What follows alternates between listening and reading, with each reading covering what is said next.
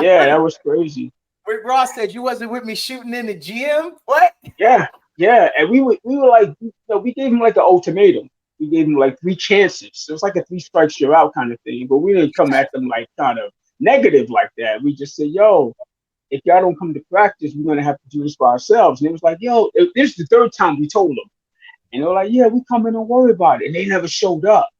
And so we said, you know what? Forget it. Just keep it at us three. And we joined the rap contest and we won. And that was it. We won the recording contract, was the first place prize. And we won the recording contract. Yo, what your parents say when you said, man, I'm trying to do this music thing? I gotta know, what was your influences, your mentors? What was your circle saying to you?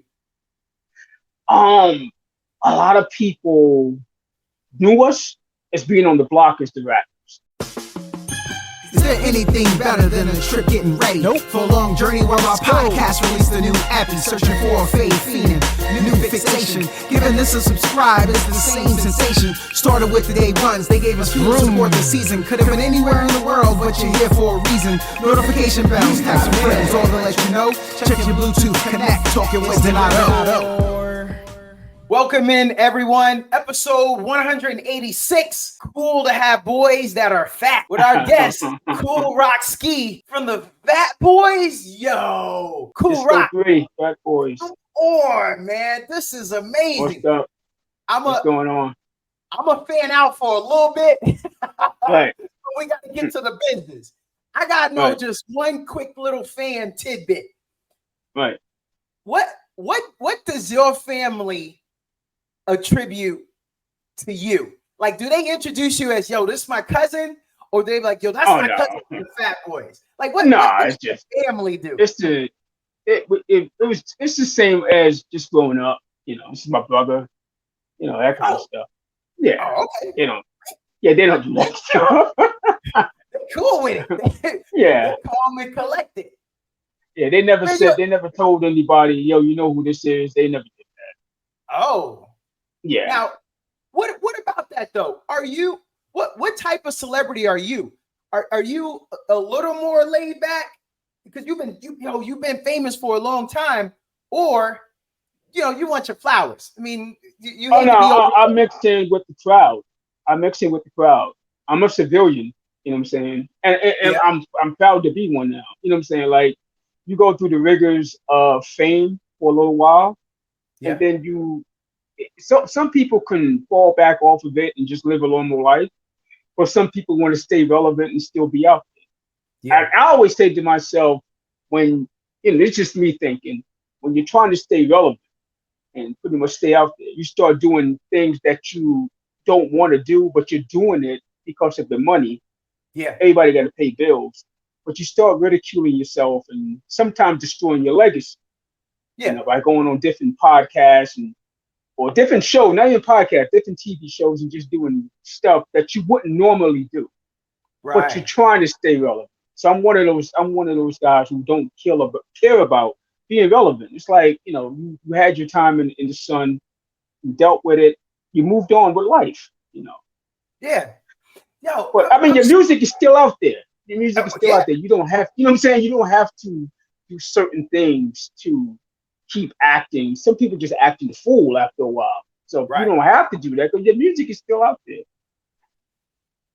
Man, we gonna get to the music.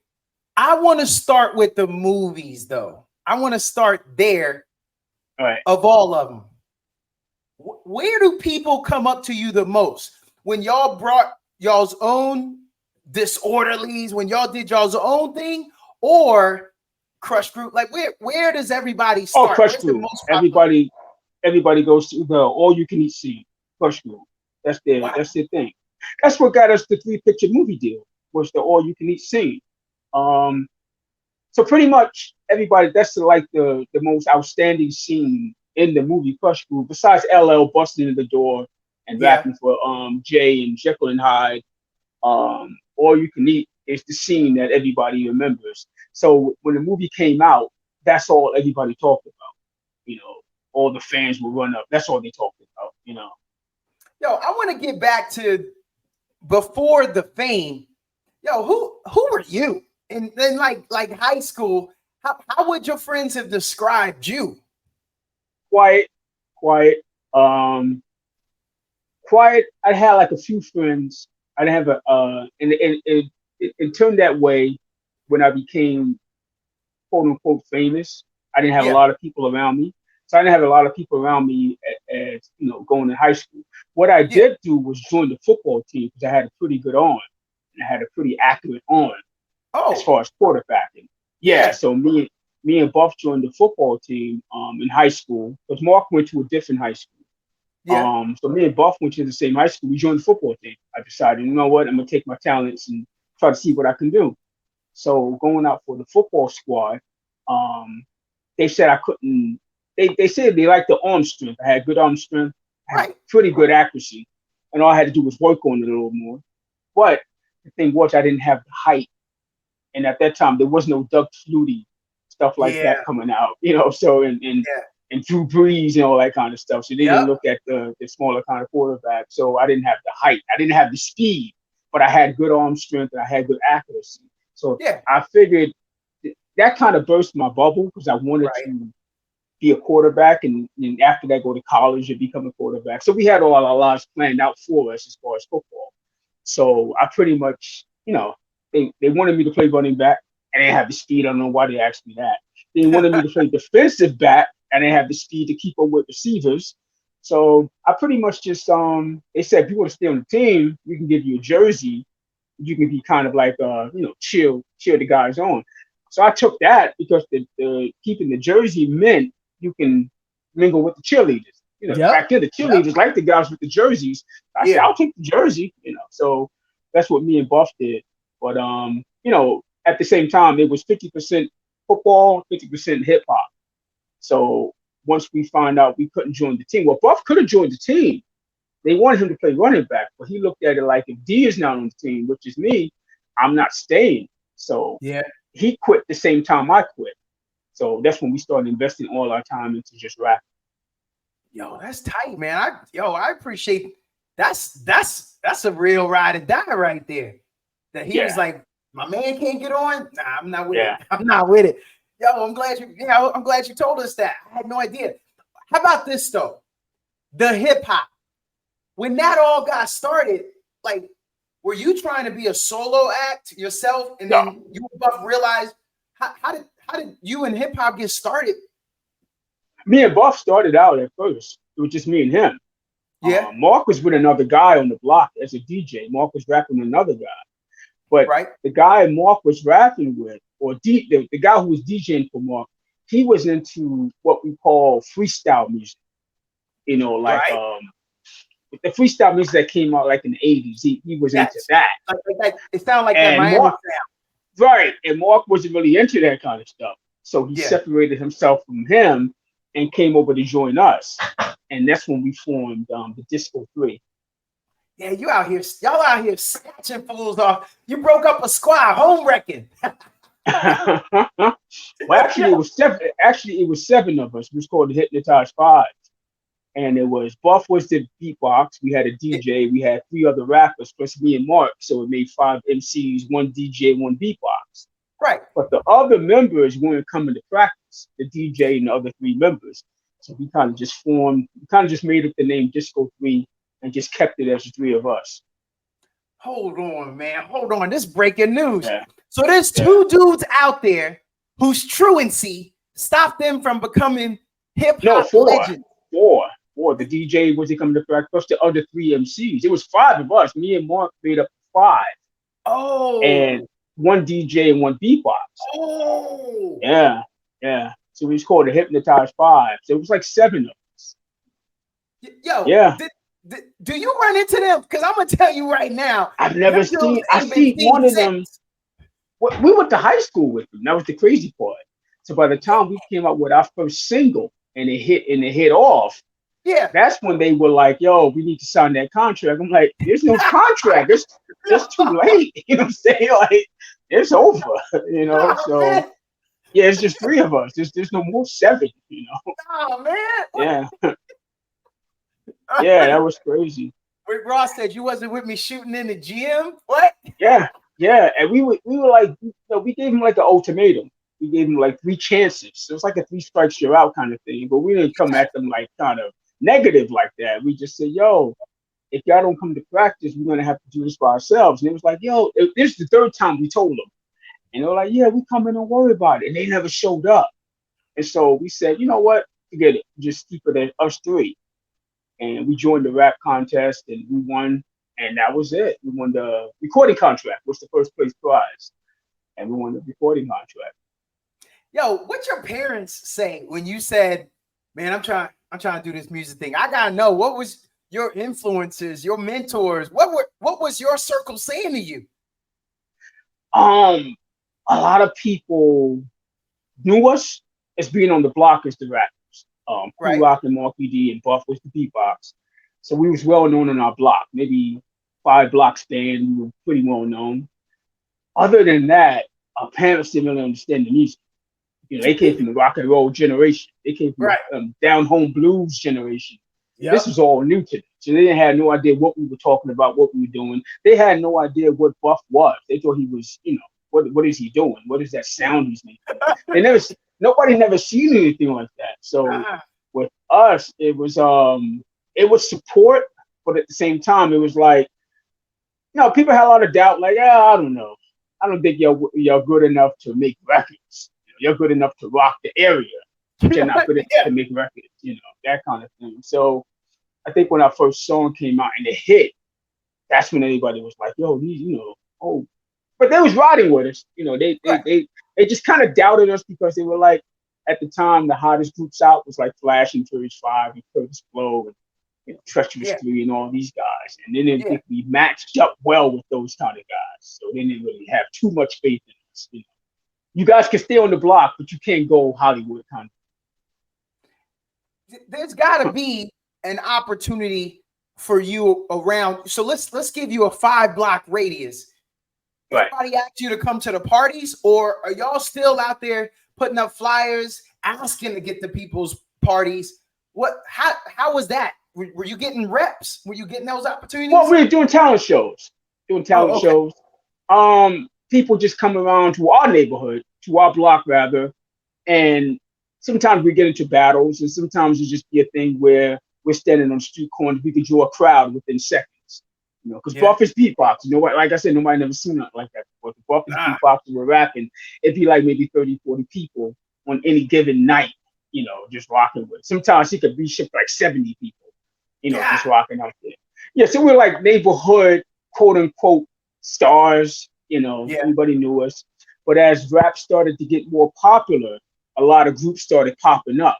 Well, we was learning from a lot of the guys who was doing it already. So like, different DJs, different rappers was popping up. So we were just pretty much one of the rap groups that was out there, Okay. I want to say right after you guys get the recording contract, now you got to tell everybody, yo, it's only up from here. Did you have to drop anybody? Like, did you have to separate? No, we had a DJ that wanted to rock with us, but he wanted to see the outcome first. So by the time he seen the outcome, it was too late because our manager was like, "There's nobody else coming in this group. It's just 3 of you guys. Now, if you want to hire a DJ, that's on you. It's coming out your own pocket. But we're not gonna sign into a contract, So we kind of looked at it like, what, we got something unique. Houdini got Grandmaster D. Run DMC got Jam Master J. We got a beatbox. So we really don't need a DJ on stage. So we're kind of separating ourselves from the pack, So for us, it was more simpler. It was more simpler for the arenas not to even hook up DJ equipment. Yeah. They're like, you need 3 mics. You don't need DJ equipment for these guys, So that was more convenient for us. It saved us a lot of money in the long run. So, it worked out. Worked out for us. It's a thing where God has something for you, and it's only for you. That kind of thing. What was the dynamics like? Here's my opinion before you answer. Something tells me you couldn't stop him from beatboxing because he would be on one. Or it was something different. So like, how did y'all get this going to make it work? Okay, Mark, you flowing too much. We got to get back to the beat. How did y'all always work that out? How'd y'all get along with that? As far as incorporating him into our rap. To make all three of y'all work, especially when ain't nobody seen what he did, it right. almost could overpower the group, right? No, because what it was is that we were so used to it. So being that me and Mark were so used to it, we looked at it like having a DJ. So if we said something like 1 for the treble, 2 for the bass, the DJ would come in and start cutting and we start rapping. Yeah. It was no different from having Buff. Like we looked at Buff as like he provides everything in the background. So if we're up there rapping, we have no problems with what he's doing. Now, if you fast forward to us becoming popular, that became a thing where he was the main attraction. Because you got to remember, nobody up until then, nobody really never saw something like that. So they was like, we want to see him rock. Right. You guys are cool. We want to see him rock. But as time went on, it was like, okay, we get it now. Yeah. This is not some kind of thing where they're just rapping and he's beatboxing. They're really actually making good music. So yeah, it was never a thing for us. It was never a thing where, oh man, he got the spotlight. It's like, we're all three together. We didn't care about that. I'm not saying there was drama, but was there ever a confusion where people started saying things? Because Dougie Fresh started making music with his mouth too. Right. And I know Biz Markie did that later. Was there ever any confusion with that when people would almost, I don't want to say drama, unless it was drama. No, there was never. We had our run-ins. Rap is a competitive thing. Right. Everybody's competitive in hip hop. Whether it's somebody battling for rap supremacy or DJs battling one another, it's always going to be competition in hip hop because everybody always thinks they're better than the next person when it comes down to hip hop. When it comes to rap, everybody. So you can get one cat who make a hit song, all of a sudden he's the Don Dada, he's the boss, he's the king of rap because he has one hit song. So that's just the way it is. But as far as Dougie Fresh goes, it was never. It got kind of crazy one night. He was at the Disco Fever, the famous Disco Fever in the Bronx, and he stepped to me and Mark on some interview we did. We made fun of his name, and it almost got into a fight. Almost came to blows. But yo, ain't Dougie small? Ain't he a small kind of dude? I mean, he's in the Bronx. He had a crew with him. We're from Brooklyn. Okay. So we didn't have a lot of people with him. So it's easy to talk crap when you got the whole borough behind you. Oh, no doubt. No doubt. So yeah, we only had like 2 or 3 people with us. We can't just thousands of people in the Bronx. So so it never got to a point where it is today, where you get these maniacs. If you say the wrong word on wax, you can either get beat down or killed. Yeah. Back then everybody just kept it on wax. It was never about taking this thing to a whole nother crazy kind of killing level. You know what I'm saying? So we had our run-ins with him. But Buff and Dougie never had a run-in. Okay. They just respected one another's craft, So Buff was cool. Buff was like, anytime he wants to battle him, I'm down, but I'm not going to step to him. You know what I'm saying? Since you got your boys back, we know he had your back since the football team. Do people like to say who came first? Bismarck, Dougie, Buff with the skills? Yeah. Everybody jump into that fray? Yeah, I tell people all the time, Doug is from Harlem. We're from Brooklyn. So we didn't know who Doug was, and Doug didn't know who we were. So that kills it for anybody who wants to say who was first, because I never heard of Dougie Fresh until like maybe 1984. Oh, yeah, I never even heard of it. And this is Beat Street. Yeah, this is Beat Street when I first heard of it. So prior to that, we never even heard of Dougie Fresh. You understand what I'm saying? So by the time we came out, or by the time Buff started getting popular with beatboxing, people were running up to us and saying, "Yo, y'all know Doug? Y'all know Doug? Y'all know, like, you know, like the name was floating around, but we never met him. We never knew how he looked or anything like that. So when B Street came out, it was like, oh, that's the guy they're talking about. Yeah. Yeah. So, but who came first? We don't know because, like I said, we're from Brooklyn. He's from Harlem. We're from two different boroughs. So whatever he's doing out there has no bearing to what we're doing over here because we don't know. You know what I'm saying? Yeah. So, I got a couple questions. All right. When you guys were performing, what was your favorite city to go to? What city? Oh, Detroit. Wait, what? Off the bat, Detroit. Yeah. Detroit loved us so much, man. Like Detroit, I would say Detroit at the top, right? Atlanta is second. California was third. Chicago was iffy. Chicago loved you. At the same time, it was like, it's, you know what I'm saying? It was like we could do with you or do without you. But I would say Detroit, Miami loved us. Yeah. But Detroit they just embraced us. They rolled out the red carpet, you know. I'm glad I asked that, man. I would have never thought Detroit would have ranked so high. Oh man, and Chi-Town always, you know, first of all, they don't like being called the second city behind New York. So it's always, I think they always side-eye New York and be like, yeah, man, but we got our own flavor, we got our own flow. We found that out. Right. We found that out with hip hop down in Chicago is way different from the way we did it up there. Yeah. So that's how they looked at it. Like, yeah, y'all doing hip hop, but we doing it too. And we might do it better than y'all. You know, that kind of thing. So I have no disrespect for Chicago, just that they were tough, just like New York was tough. Yeah. You know. So their idea was like a so what? Like a New York was like a so what? You know what I'm saying? So, and exactly. We got big boys too. Right, exactly. You know, and Chicago's tough. You know what I'm saying? Chicago's a tough city, you know.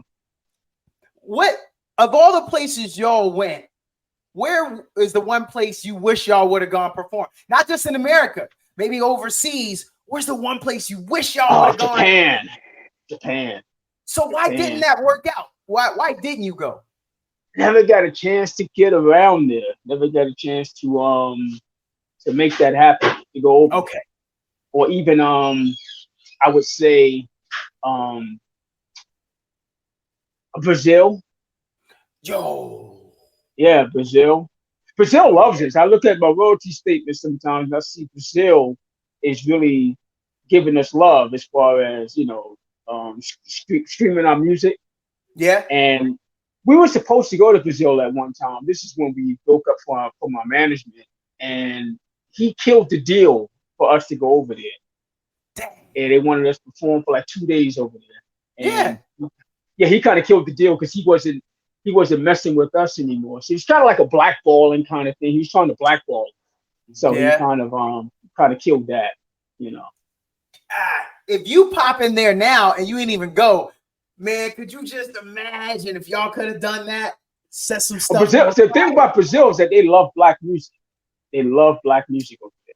But they love they love the culture of black music and talking about that, like James Brown, you know, Aretha Franklin. And when it comes down to hip hop, they love Flash and Furious 5, Africa Bambaataa. You know, they love that kind of real down home hip hop, that kind of stuff. Yeah.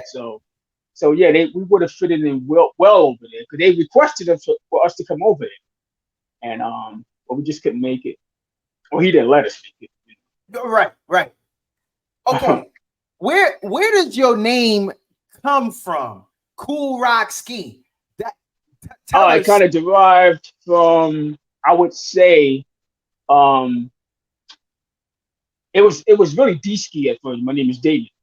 Right. So it was really D-Ski at first.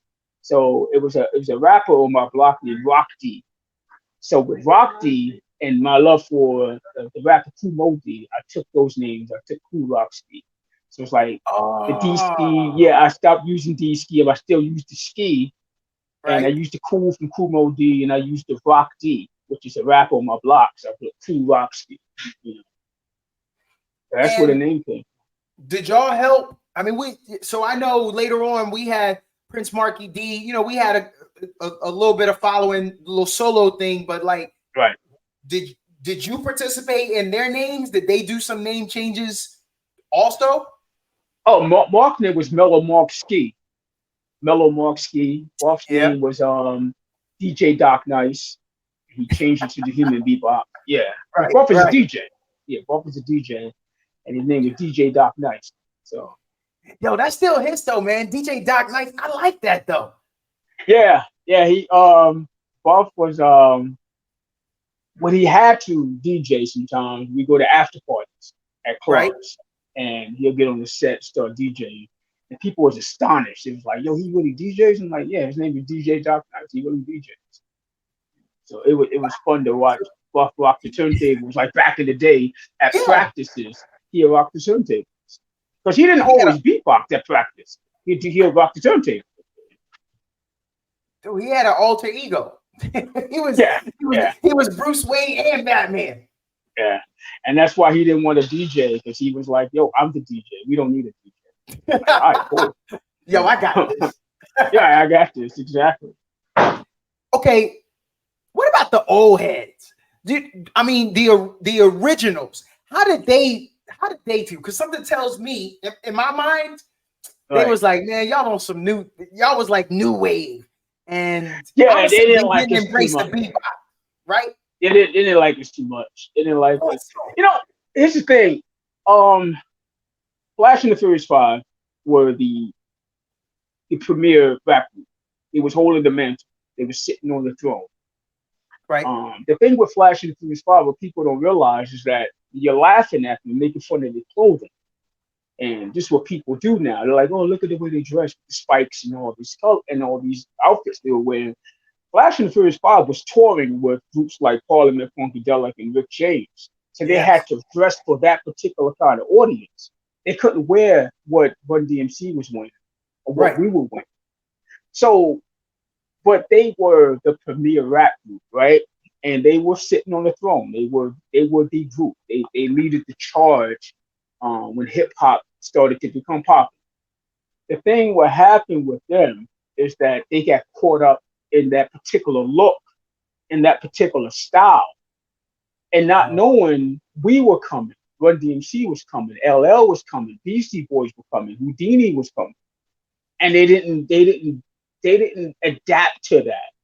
They were still on this, we're the kings and we're the best and this and that. And like, people just want to hear rap. They don't want to hear who's the best. You understand what I'm saying? Yeah. They want to hear music. Run DMC stripped down everything. They took away all the studio music, and all you heard was chicka chicka chicka chicka. You know, and we came with the beatboxing and the melodies and the sing-alongs. Houdini came with the grown-up kind of music. LL came with the fierceness and the I'm bad and all that stuff. And groups that came before us got caught up in the midst of still being the leathers and spikes and dressing like they were from the scene from the Warrior movies. Yes. While we were rocking the gold chains and the sneakers and the jeans. Mm-hmm. So that's what happened with Flash and the Furious 5. They didn't adapt to what was coming.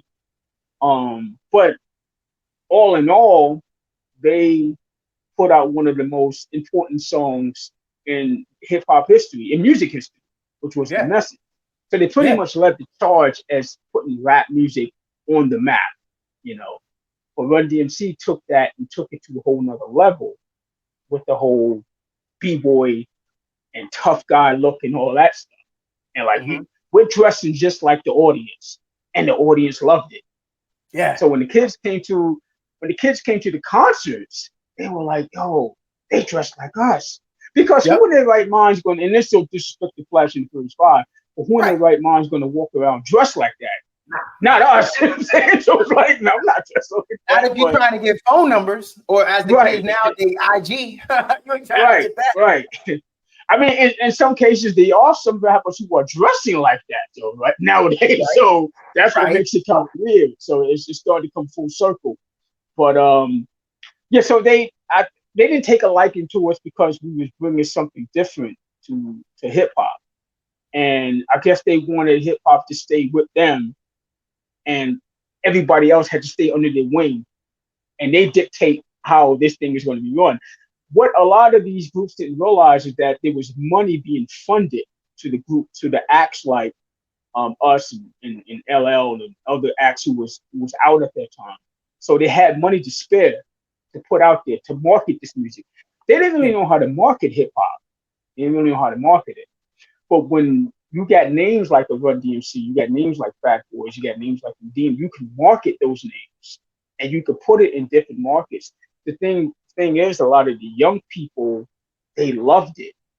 So when we were touring, we was going to these little small towns in America, we were selling out within 20 minutes. I'm talking like 15, 18,000 seat arenas. That's like the Beatles, yo.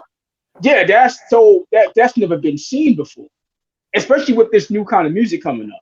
So you got SOS Band, you got Atlantic Star, you got all these big bands. Right. And all you need for hip hop is turntables and some microphones. Yep. You could take that off stage within 10 minutes and put a new turntables up there. With all the big bands, you would have to wait damn near a half hour to remove all the stuff on stage and get the other groups back on. You know what I'm saying? Yes. So hip hop was more convenient to the arenas, you know. Yeah. Okay. Yeah. I want to know who were your influences? Like when you said I got the Kool Moe Dee. I did get that though. You did say that. But like your influences, like at that time before you blew up, this is where you started. Yo, I'm listening to insert. What were your influences? Cold Crush 4. Cold Crush. Oh. Yeah. Fantastic Romantic. I would say, of course, James Brown was the biggest influence.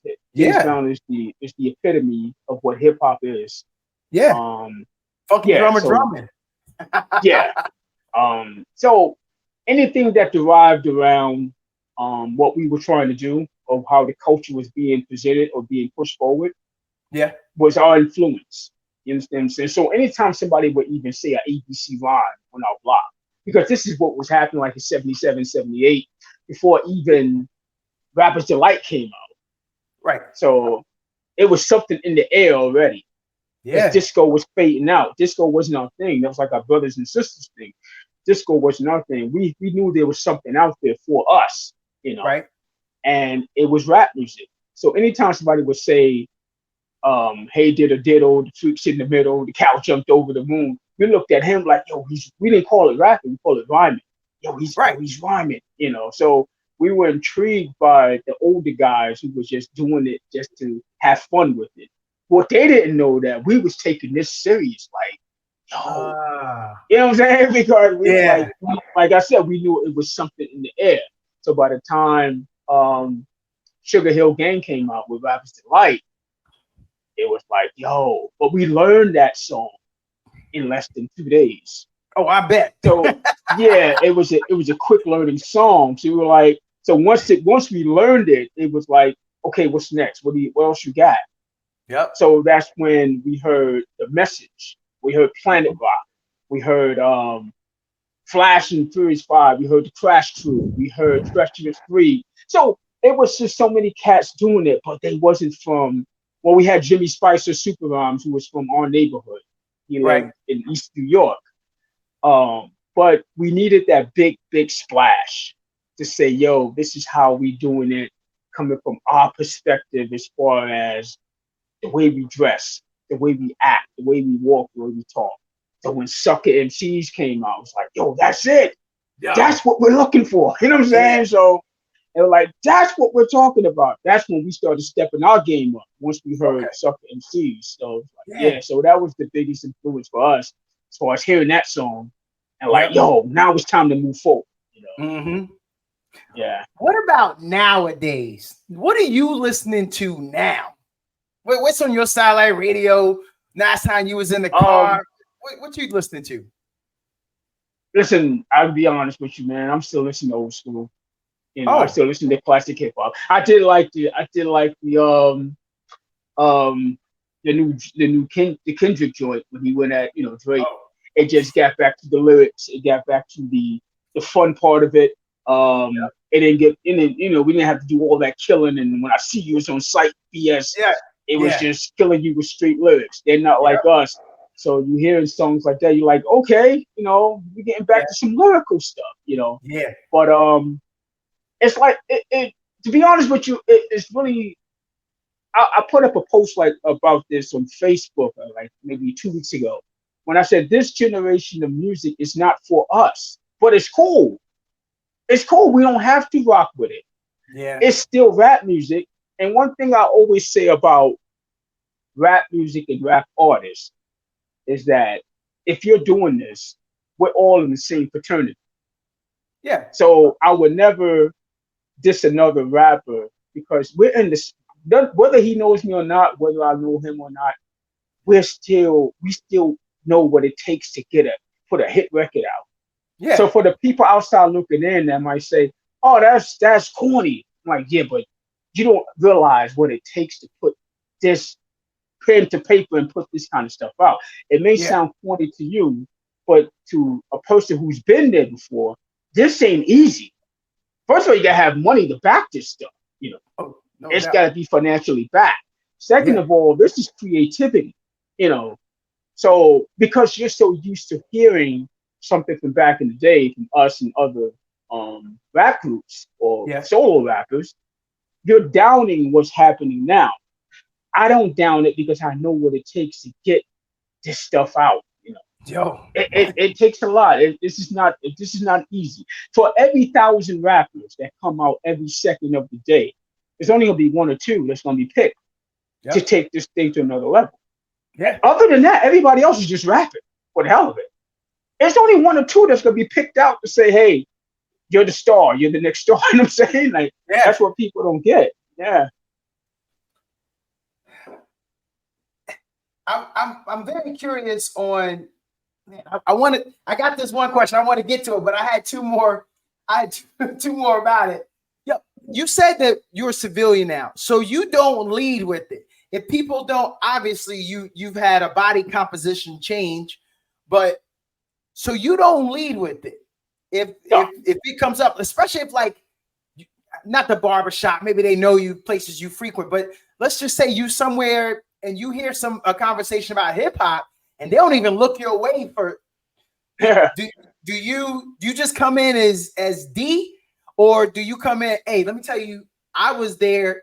Do you lead with it?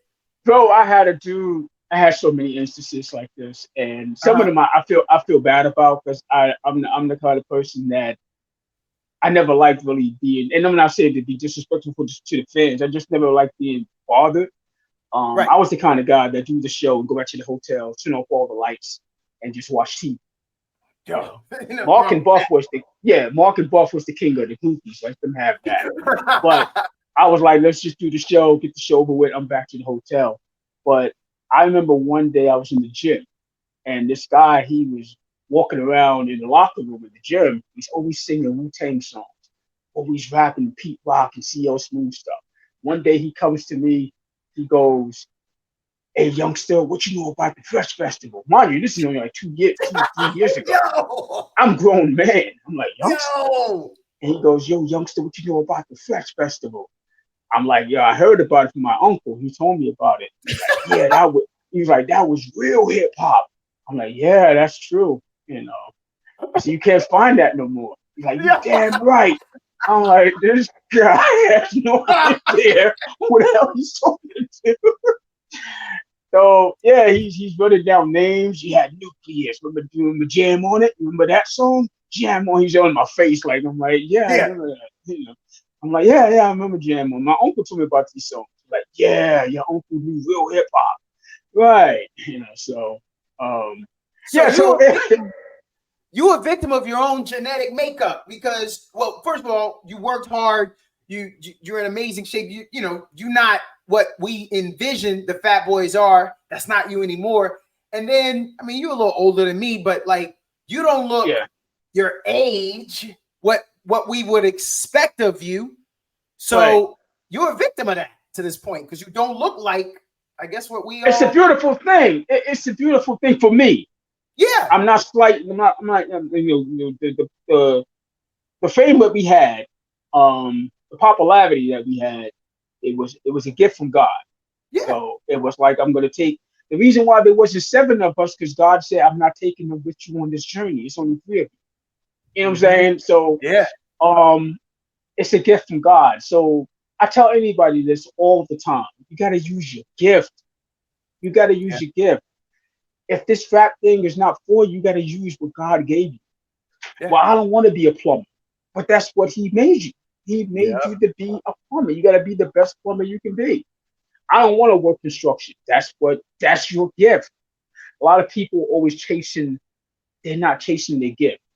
And this is why they get into certain situations, whether it be sports and music or whatever, and they bottom out real quick. Because that's not what God blessed you with. You understand what I'm saying? So when I'm not even taking away what God gave me, I just look at it like He gave it to me for a time. Yep. He was like, okay, I'm pulling you out of it now. Because I only put you in this for a little while to take care of the family. You guys take care of your family. And then that's it. Yeah. So that's how I look at it. And He gave me the ability to walk away from it and not feel bad about it. Like I said before, I don't have to do a love and hip hop and demean myself and demean the legacy of the group by acting like a damn total fool. Because I don't need that. You know what I'm saying? I don't need to be on TV and yelling and acting crazy or somebody see me on the internet. He was yelling in the streets trying to stay relevant. You know what I'm saying? Something like that. It's like, I don't care about that stuff. And so I could connect with people more easily. I can go to a function and sit down with somebody and talk sports without them saying, yo, you know who you are? They just look at me like they just talking to a guy just talking about sports. Yeah. Some people can't do that. They don't want to do that. You know? And that's the sad part, because if you got somebody around you that you think that can take this to a next level for themselves, they want to live out their dreams, why not try to use what you got to hook them up and get them in certain areas of the music industry? Why hold on to this crap yourself all the time? You know, you still got guys in their mid-50s walking around with tons of jewelry. Dude, what are you doing? Like, it's over. You know?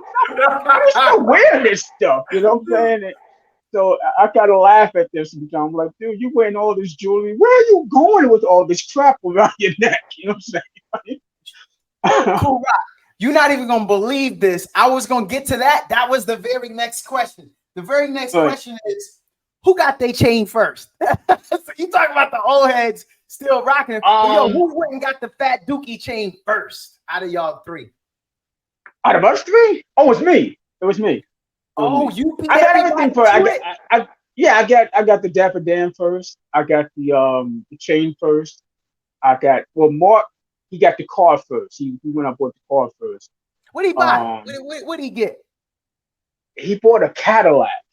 He bought a white Eldorado. I wish he would have kept that car because that would have been a collector's item by now. Doubt.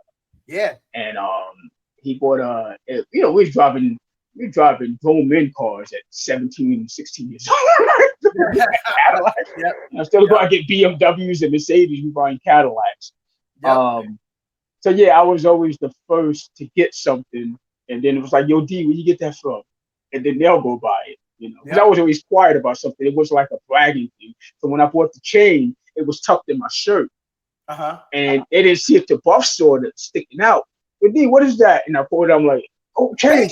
You know, like, yo, where you get that from? You know, because I wasn't like a braggadocious kind of guy, you know. I see that. You act like Debo was on the block. I mean, I know y'all from Brooklyn, and you know that's we had some Debos around there. We had some Debos out there, but, you know. But you had it tucked, and then you went bam to your boys later. Right. Yeah. We knew all the Debos. When I mean Debos, I mean cats who, you know, will knock you up practice kind of stuff. But we knew all of it. So they pretty much was our security once we became a little famous. Like, going to different shows with us.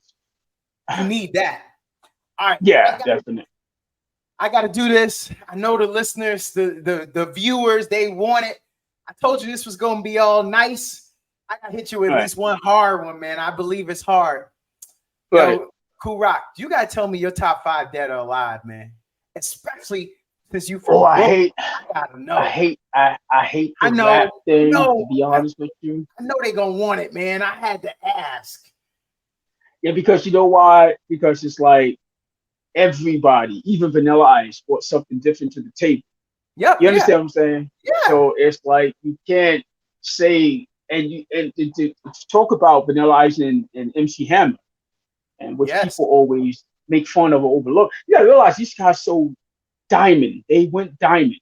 They were the first rappers to go diamond. They took the whole high selling rap thing to a different kind of level.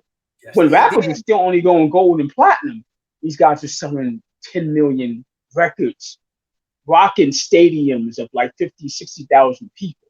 Yeah. So no matter what you want to say about them, they brought that to the table. Okay. So to say a top 5, you can't really give a top 5 because everybody brought something different to the table. You know? I agree. So then let me give you, and I never really offered this. Nobody asked me my top 5 dead or alive. Let me give you 5 that aren't of the normal and just get your opinions and or vibes. Yeah, I'll do that. How about this? DJ Quick. DJ Quick, rapper and producer. Yeah, Quick was I say this about Quick. He made one of the most vulgar diss songs in the history of hip hop when he went at MCA. And you know, some of the stuff he was saying on that song, I'm like, dude, what are you saying? But as far as when I first heard of Quick, I had bought the tape. This is when they still had tapes. Yeah. And I bought the tape out of a store called Sam Goody, and I let Buff hear it. I'm like, yo, you gotta hear this, man. And that's when he went to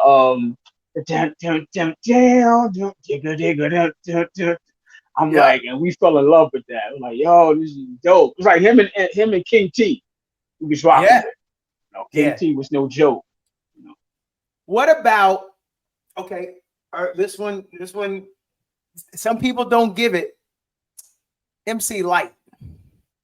Oh, Light, you know, Light is the she sits on the Mount Rushmore of female MCs.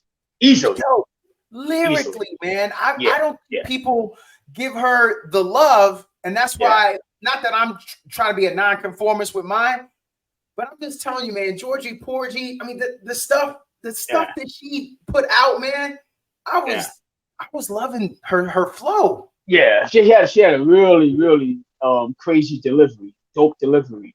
And even Chuck D said in a song, MC Light, she could win a rhyme fight. You know, Light was nothing to mess with. Yeah.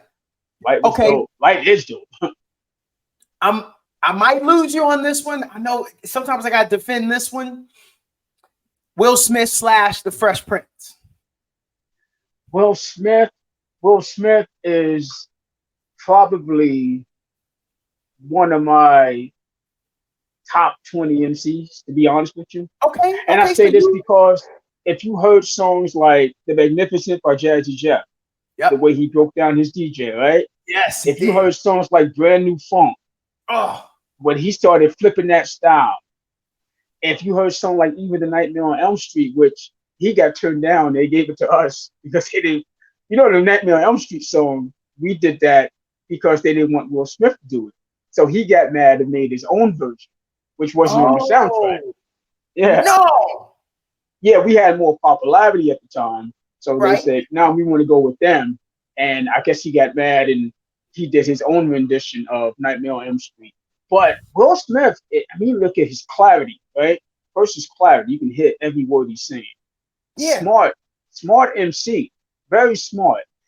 What happened to Will Smith is that people got caught up in the parents just don't understand song. Yep. And that was a huge freaking song for him. And you know how this music thing goes. Once they put you in a box, that's it. Yep. Prior to that, Will Smith was like, even the parents understand, you still got to be a genius to write something like that. You know what I'm saying? So Yeah, Will is dope.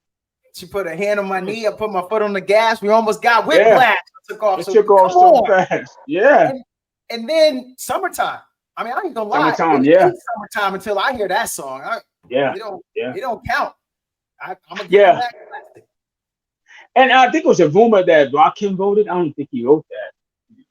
I think there was a rumor going around that Will Smith said Rakim wrote it. I don't know. I never heard him say that. I mean, if the R don't want to put it out there, because I mean, if he did write it, he's getting some good writers credits. Good royalty money over that. You know what I'm saying? He is, and he might be good happy money. He signed the NDA. He's like, nah, I'm good. Right. That money is nice right now. Yeah, and I'm never going to say I wrote it, but I'll get paid for it in the background or whatever. So that's 3. Black Thought from the Roots. Oh man, come on, man, stop it. That's my first. That's on my Mount Rushmore period. Yeah, that's the first one. Was he not commercial enough for most people to say that on there? Because they not putting him up there. They might put him 15 to 20, but they not putting him top 5 though. Why is that? I'm gonna say this because they connect Black Thought with a group, a musical band, and so they don't really take him. I wouldn't say take him seriously, but they don't take him like Black Thought ain't rapping like Jadakiss. He ain't rapping like Jay-Z. Right. He ain't rapping like the gunplay or flipping drugs, all that stuff like that. Right. I tell you this much though, and if I said this on a podium with just a hip hop podium, people will probably either boo me or they'll clap or applaud. But in my opinion, this is just my sole opinion. Yeah. I think Black Thought is the best rapper I've ever heard. Hey. He's the best rapper I've ever heard. And I know Rakim, I know Big Daddy Kane, I know, but this dude, his breath control alone is freaking ridiculous. Yeah, man. That motherfucker could rap. You know what I'm saying? That motherfucker could rap. You know what I'm saying? And it's I don't say that about. I say Rakim could rap, L could rap, Nas could rap, but that motherfucker there, Black Thought, that dude ain't nothing to mess with. Yeah, that motherfucker could rap. You know what I'm saying? Yeah. Dude, I'm a say 3 people, and you just pick one out of the 3. Right. You said LL Cool J. I'm gonna give you Jadakiss, and I'm gonna give you Nas, and you just gotta give me a thought on one of the 3, because I don't know how a person gets a top 5. Almost to how we got to this conversation, because you don't like to give a top 5. I would say LL, and not that we came from the same era. It's just the fact that I saw L do stuff off records as far as just rocking microphones, and he was always ahead of his time as far as being a MC, But LL fit the whole package: the arrogance, the confidence, the whole b-boy. He engulfed that whole hip hop thing. He was just the guy when he walks into a club, I'm the best. And if the best want to get on stage and test me, let's do it. Yeah. So I would say LL, plus for his longevity. Dude been out since going on 1985, the start of 1985 to 2020. He just put out a song with Rick Ross and Fat Joe. That's pretty good. Yeah. But L is definitely he's definitely worthy of being one of the best ever. We've been flowing. This has been great. I want to know, what was your reaction when that West Coast sound came out with Snoop Dogg? I know you was already on some DJ Quick, so I appreciate you didn't get caught up in the East Coast, West Coast. Right. Like you said, there was rappers in Detroit and Chicago, but when Snoop hit, what was your reaction? When we first heard Deep Cover, Oh yeah. Deep Cover came up before G Thing. So we first heard Deep Cover. It's just New York. This is New York talking. But New York they loved it. They loved it. creep with me as I go through the hood. Maniac, lunatic, home, Snoop Eastwood. So Eastwood. it was Come different. on, man. It was mad different. Yeah. And Yeah. just hearing when he did the whole G thing, 1, 2, bring it to the folk. That style, nobody never Greatest spoke that. countdown ever. Yeah, yeah. And the thing is, his rhymes are so simple, but it's the way he attacked it. You know what I'm Yes. saying? He's just like Notorious B.I.G. Simple rhymes, but it's the way they deliver it. So it's the same with Snoop. He just had just the most simple ABC rhymes. There's nothing intricate or deep about his rhymes, but it's the way he delivered them, the way he flowed with it. You know, I mean, he's straight, no chaser. He said, yeah, I'm gonna give you this. I ain't gotta take you all the way around. I ain't sugarcoating. This is where we at. Right. He definitely was in a class all by himself, especially with the way he talked, the way he rapped, and all that stuff. So he was definitely he and New York loved him. East Coast loved him. Oh yeah. I was living mid-Atlantic when it came out down in Virginia, so I know how we was feeling it in the DC area. I used to live in Atlanta, and well, didn't nobody care where he was from. They was vibing.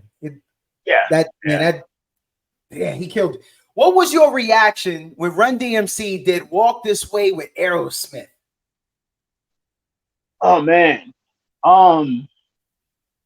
You know, you was kind of on the fence about it. Like you were like, at the same time, you was like, because they gave it, that song was an old song from Aerosmith, like back in 73, 74, something like that. They made that song. And Run DMC made it famous, right? So you're listening to the song and you're listening to the way Jay started, because Jay had those Jam Master Jay had them hard scratches. Chicka, chicka, chicka, chicka. Yes. Then when he cut up the jump, you're like, oh, okay. So, you know, you listen to the song and like you're vibing with it at the same time. It's like once MTV took a hold of it. Yeah. Once MTV took it, because prior to that, MTV was playing our video, they were playing Houdini video, they played Run DMC video, but they were playing them at like 11 o'clock at night. Yes. Now, when Walk This Way came out, it was like, we need to start playing rap music in the daytime, because they was getting so many requests for Walk This Way. But yeah, it was a groundbreaking song for hip hop, and it kind of brought the mainstream all the way into hip hop. Mainstream was already there a little bit, but once that Walk This Way came out, they were like, we need to get attached to this culture, and MTV made that possible for that to happen. You know? Yeah, they did. Yeah. Kool Rock, I appreciate you coming on.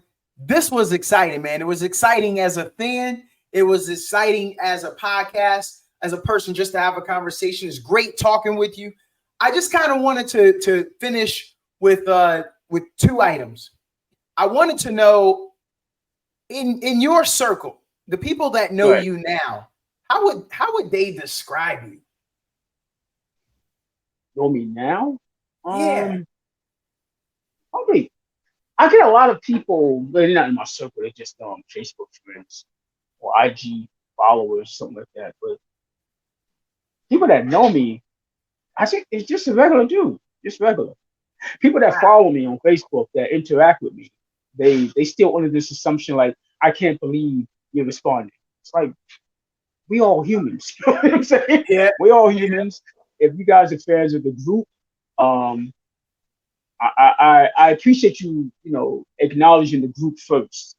Right. Because the group means everything to me. So if you're acknowledging the group, then that makes me even more closer to you as far as being on the internet.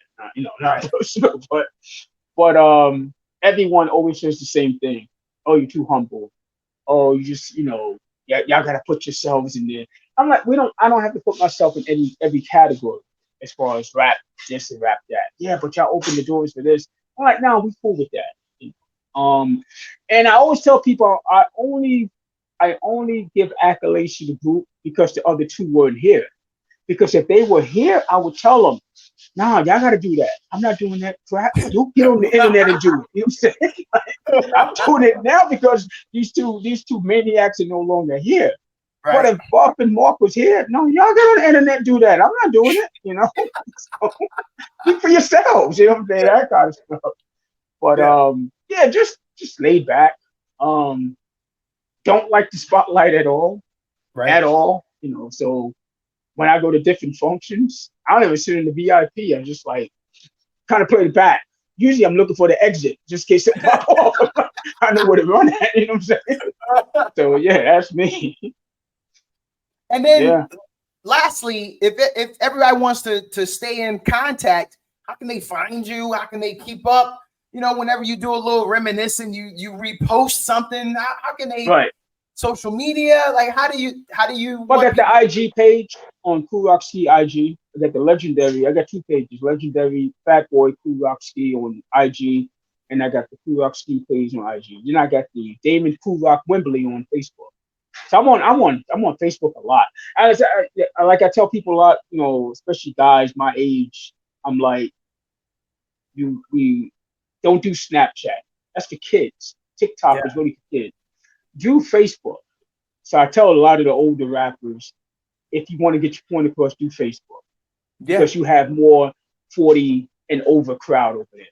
Yep. Snapchat, you're going to get kids going to disrespect you because they don't know who the hell you are. they see your profile, be like, this old man on Snapchat, you know? And might report your ass, you know what I'm saying? No doubt. So yeah, just go through Facebook or go through IG. IG was a thing for kids at one point. Now they left IG. You don't see young people on IG like that no more. They left that. You know, they go to TikTok now. But Facebook and IG, you know, it's the way to go if you want to stay connected with people. Thanks again, Kool Rock, man. I loved it. That time flew. I like to leave a little meat on the bone. And if you're ever interested in coming back again, I would love it. I know definitely the viewers, the listeners, and I just know they're gonna want more. So thanks again for coming on with us today. Oh, no problem, bro. No problem. Anytime. Have a good one. All right, Bill.